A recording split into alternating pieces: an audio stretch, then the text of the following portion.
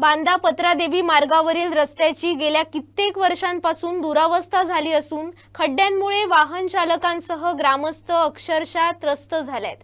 रस्त्याचे खडीकरण करून तातडीने डांबरीकरण करण्यात यावं अशी मागणी वारंवार सत्ताधारी ग्रामपंचायत तसेच बांधकाम विभागाकडे करूनही प्रशासनाकडून याकडे दुर्लक्ष होत असल्याचा आरोप ग्रामस्थांकडून करण्यात येतोय।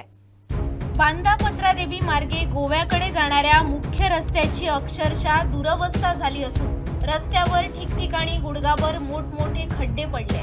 त्यामुळे हा मार्ग वाहतुकीसाठी अत्यंत धोकादायक बनला असून वाहन चालक आणि स्थानिक ग्रामस्थांमध्ये तीव्र नाराजी व्यक्त होते।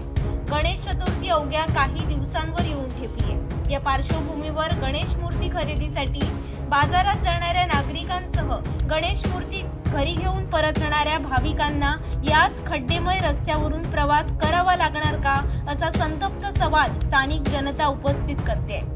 गेल्या कित्येक वर्षांपासून बांदा पत्रादेवी रस्त्याचं खडीकरण करून डांबरीकरण करण्याची मागणी केली जाते। सत्ताधारी ग्रामपंचायत आणि बांधकाम विभागाकडे वारंवार तक्रारी व मागण्या करूनही रस्त्याच्या दुरुस्तीकडे दुर्लक्ष होत असल्याचा आरोप ग्रामस्थांनी केलाय। त्यामुळे वाहन चालक आणि नागरिक अक्षरशः या परिस्थितीला कंटाळले।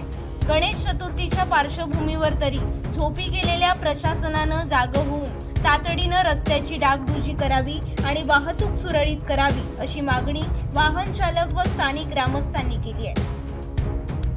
पालकमंत्री नितेश राणे यांनी या गंभीर समस्येकडे गांभीर्याने लक्ष घालून येत्या 8 दिवसात बांदा पत्रादेवी रस्ता वाहतुकीस सुरळीत करावा अशी जोरदार मागणी नागरिकांनी केली आहे।